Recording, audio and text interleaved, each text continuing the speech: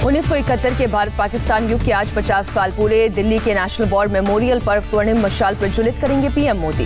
National war memorial पर प्रज्वलित की जाएंगी 4 मशालें। परमवीर चक्र और महावीर चक्र विजेताओं के गांवों समेत देश के अलग अलग हिस्सों में ले जाई जाएगी मशाल। देश भर में 16 दिसंबर को मनाया जाता है विजय दिवस। पीएम मोदी वॉर मेमोरियल पर शहीदों को देंगे श्रद्धांजलि। रक्षा मंत्री, सीडीएस और तीनों सेनाओं के प्रमुख रहेंगे मौजूद। किसान आंदोलन के खिलाफ याचिका पर आज सुप्रीम कोर्ट में सुनवाई। चीफ जस्टिस बोबडे की अध्यक्षता में 3 जजों की बेंच करेगी सुनवाई। दिल्ली की सीमाओं पर जमे किसानों को हटाने की मांग। याचिका में प्रदर्शन से कोरोना के फैलने का भी खतरा बताया गया। निश्चित स्थान पर सोशल डिस्टेंसिंग और मास्क के साथ प्रदर्शन को इजाजत देने का सुझाव। किसान नेताओं ने आज से दिल्ली नोएडा चिल्ला बॉर्डर पूरी तरह ब्लॉक करने की दी चेतावनी। कुछ दिन पहले ही भानु गुट ने खोला है चिल्ला बॉर्डर। किसान नेताओं ने कड़ा किया रुख। जगजीत दालेवाल ने कहा, पहले तीनों कानून रद्द करे सरकार, फिर होगी बातचीत। 20 दिसंबर को किसान संगठन शहीद हुए किसानों को देंगे श्रद्धांजलि। सुबह 11 बजे से दोपहर 1 बजे तक गांव और तहसील मुख्यालयों पर दी जाएगी श्रद्धांजलि। किसान नेता राकेश टिकैत ने किसानों की महापंचायत बुलाने का किया ऐलान। कहा, 17 तारीख को होगी पंचायत, तय होगी आगे की रणनीति। कच्छ से किसान आंदोलन पर बोले प्रधानमंत्री मोदी। कहा, दिल्ली के आसपास किसानों को भ्रमित किया जा रहा है, कृषि सुधारों के नाम पर डराया जा रहा है।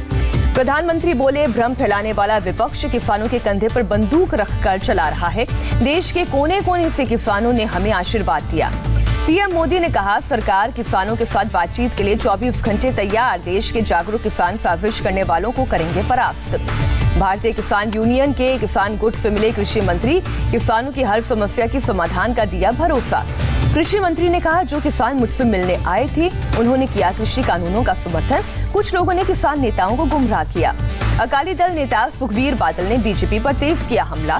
कहा, असल टुकड़े टुकड़े गैंग बीजेपी, सिखों और हिंदुओं में दरार पैदा करने की कोशिश। सुखबीर बादल ने कहा, पहले हिंदू मुस्लिमों को आपस में लड़ा चुकी है बीजेपी, अब पंजाब में खेलना चाहती है खुला खेल। दिल्ली में कांग्रेस कार्यकर्ताओं ने बीजेपी मुख्यालय के बाहर दिया धरना। कृषि कानून को रद्द करने की मांग की।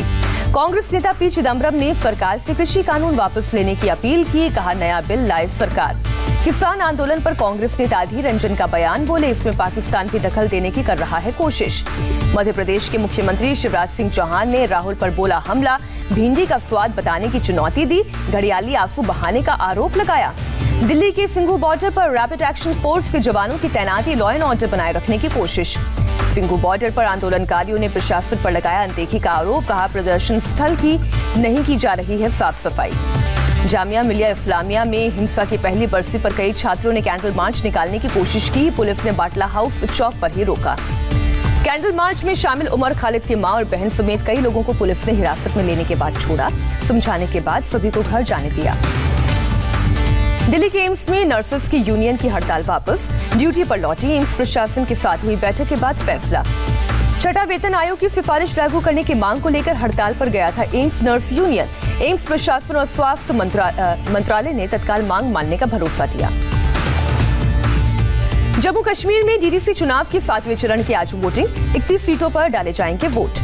पश्चिम बंगाल के पूर्व मंत्री शुभेंदु अधिकारी ने फिर की रैली। कहा, मुझ पर 11 बार किया गया हमला, लेकिन जनता का आशीर्वाद मेरे साथ। शुभेंदु अधिकारी को लेकर ममता सरकार के मंत्री ब्रात्या बसु का बयान। कहा, उनके जाने से पार्टी को होगा बड़ा नुकसान। टीएमसी से बीजेपी में आए मुकुल रॉय का दावा। नादिया जिले में कहा, विधानसभा चुनाव में टीएमसी को 100 सीट भी नहीं मिलेगी। पश्चिम बंगाल के जलपाईगुड़ी में ममता का बीजेपी पर बड़ा हमला। कहा, बीजेपी से बड़ा कोई डकैत नहीं, चंबल से बड़े डकैत है बीजेपी। जलपाईगुड़ी की रैली में ममता ने ओवैसी पर बोला हमला। कहा, हैदराबाद की पार्टी को लाने के लिए बीजेपी खर्च कर रही करोड़ों रुपए मुस्लिम वोटों को बांटने की कोशिश। बीजेपी के प्रतिनिधि मंडल ने ईसी से की मुलाकात। बंगाल में केंद्रीय फोर्स की तैनाती की मांग की। कहा, राज्य में कानून व्यवस्था खत्म। इलेक्शन कमीशन से मुलाकात के बाद बोले पश्चिम बंगाल बीजेपी के सचिव सब्यसाची दत्ता। कहा, बंगाल की हालत कश्मीर से भी बदतर। मुर्शिदाबाद में तृणमूल कांग्रेस की रैली के दौरान बीएसएफ जवान की पिटाई। अस्पताल में अधीर रंजन चौधरी ने की मुलाकात। तमिलनाडु की राजनीति में हो सकता है बड़ा फेरबदल। कमल हासन ने सुपरस्टार रजनीकांत को दिया अलायंस का ऑफर। कहा, हमारे बीच केवल एक फोन की दूरी। दुनिया के सबसे बड़े सोलर एनर्जी पार्क का पीएम ने किया शिलान्यास। बहरीन सिंगापुर के क्षेत्रफल से भी बड़ा है सोलर पार्क।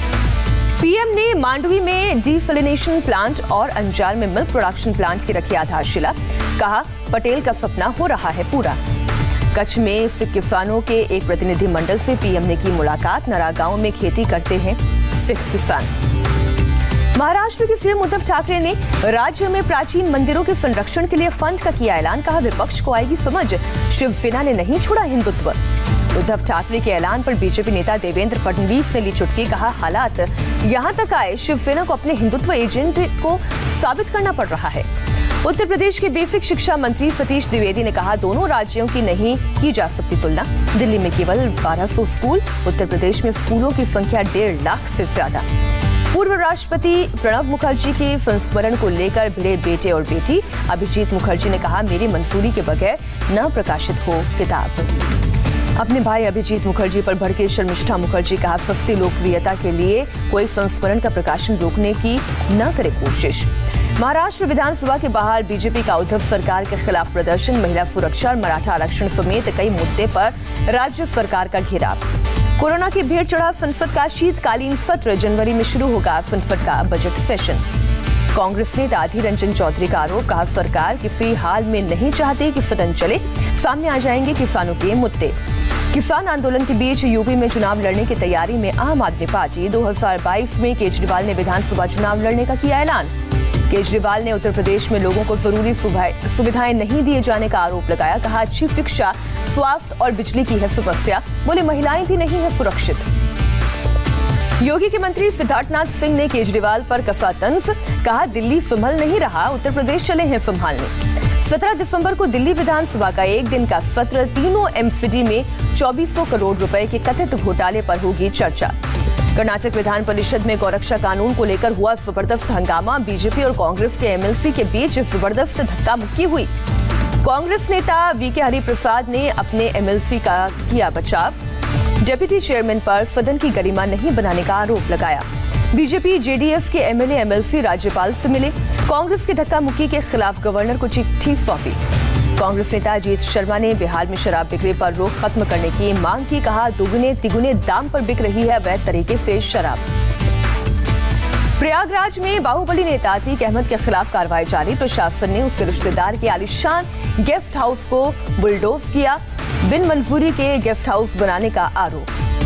यूपी में विकास दुबे और उसके गिरोह की संपत्तियों की जांच करेगा ईडी। एसआईटी की सिफारिश पर सीएम योगी ने लगाई है मुहर।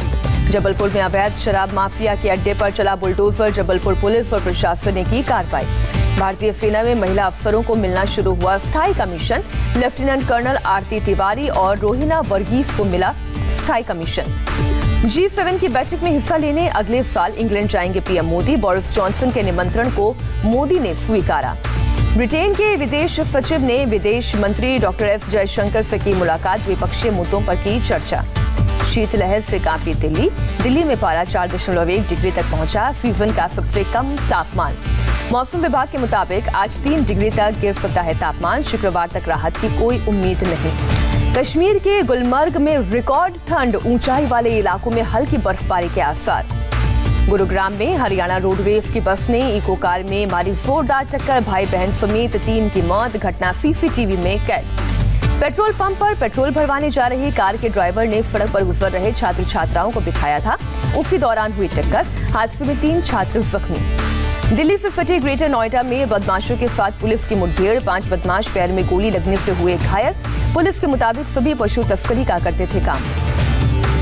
छत्तीसगढ़ के राजनंद गांव में एक निर्माणाधीन इमारत गिरी। रेस्क्यू ऑपरेशन जारी। किसी के हताहत होने की खबर नहीं। रांची में अपनी ही शादी में दूल्हे ने की ताबड़तोड़ फायरिंग। वीडियो वायरल होने के बाद पुलिस ने दर्ज की एफआईआर। पंजाब पुलिस ने 2 स्मगलर किए गिरफ्तार। पाकिस्तान के साथ थे संबंध। कोरोना से पीड़ित हरियाणा के स्वास्थ्य मंत्री अनिल विज की हालत में सुधार नहीं। पीजीआई रोहतक से गुरुग्राम के मेदांता अस्पताल में किए गए शिफ्ट। बिहार में लोगों को मिलेगी कोरोना की मुफ्त वैक्सीन। बिहार कैबिनेट ने प्रस्ताव पर लगाई मुहर। बीजेपी ने बिहार विधानसभा चुनाव में किया था वादा। दिल्ली में कोरोना मामलों की संख्या 99.32 लाख से पार पहुंची। एक्टिव केस की संख्या घटकर 3,30,000 हुई। महाराष्ट्र में एक दिन में कोरोना के 3,422 नए मामले। 70 मरीजों की गई जान। महाराष्ट्र में कोरोना की जांच के लिए आरटी-पीसीआर रेट में 6ठी बार कटौती। अब निजी लैब में 700 रुपए में होंगे टेस्ट। अभी 980 रुपए है रेट। मुंबई में पिछले 24 घंटे में कोरोना के 521 नए केस, 7 मरीजों की मौत हुई। मुंबई में महालक्ष्मी जंबो कोविड सेंटर को किया गया बंद, कोरोना केस में कमी की वजह से बीएमसी का फैसला। दिल्ली में कोरोना के 1617 नए मामले, एक दिन में 41 लोगों ने तोड़ा दम। अब तक देश में 15 करोड़ 55 लाख से अधिक टेस्टिंग, कोरोना पॉजिटिविटी दर में भी गिरावट। वैक्सीनेशन के लिए स्वास्थ्य मंत्रालय की तैयारी, देश में 29,000 कोल्ड चेन पॉइंट बनाए गए। कोविड वैक्सीन पर स्वास्थ्य सचिव का बड़ा बयान, कहा टीकाकरण के बाद मरीजों पर दिख सकते हैं प्रतिकूल प्रभाव।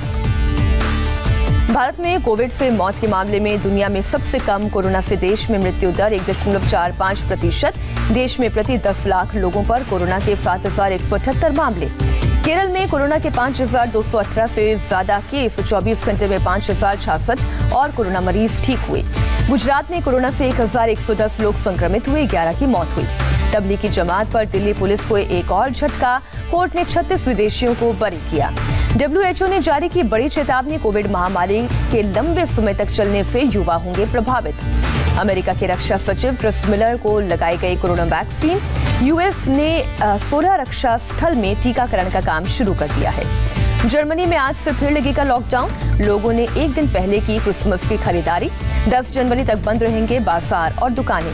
जो बाइडेन 20 जनवरी को व्हाइट हाउस के बाहर लेंगे अमेरिकी राष्ट्रपति पद की शपथ। कोरोना के कारण बहुत कम समर्थकों को वॉशिंगटन डीसी आने को कहा गया। अफगानिस्तान के घोर प्रांत में आतंकियों ने कार में फिटकी बम का इस्तेमाल कर उड़ाया, डिप्टी काउंसिल हेड समेत 2 लोगों की मौत। सऊदी अरब के जद्दा में तेल टैंकर में जोरदार विस्फोट, किसी बाहरी चीज के टकराने से हुआ है ब्लास्ट। रशिया के वृद्धाश्रम में लगी आग, 11 बुजुर्गों की दर्दनाक मौत। ऑस्ट्रेलिया के न्यू साउथ वेल्स में बाढ़ का अलर्ट, हजारों नागरिकों को घर छोड़ने को कहा गया। आज केंद्रीय कैबिनेट और आर्थिक मामलों की कैबिनेट कमेटी की होगी बैठक, चीनी निर्यात सब्सिडी को मिल सकती है मंजूरी। लगातार दूसरे महीने निर्यात में गिरावट, नवंबर में करीब 9% तक घटा निर्यात। पूर्व क्रिकेटर युवराज सिंह की संन्यास से वापसी तय, सैयद मुश्ताक अली T20 क्रिकेट के लिए पंजाब के 30 सदस्यों की संभावित टीम में शामिल। टीम इंडिया और ऑस्ट्रेलिया के बीच एडिलेड में डे नाइट टेस्ट कल से, गले में सूजन के कारण प्रैक्टिस से लौटे स्टीव स्मिथ। आईसीसी महिला क्रिकेट वर्ल्ड कप का शेड्यूल जारी, 4 मार्च 2022 को वेलिंगटन के बेसिल रिजर्व में खेला जाएगा टूर्नामेंट का पहला मैच। हॉकी के महान खिलाड़ी मेजर ध्यानचंद पर बायोपिक बनाने का ऐलान, अभिषेक चौबे करेंगे निर्देशन। और माधवन की तमिल फिल्म मारा 8 जनवरी को अमेज़न प्राइम पर होगी रिलीज। मलयालम फिल्म चार्ली की है रीमेक।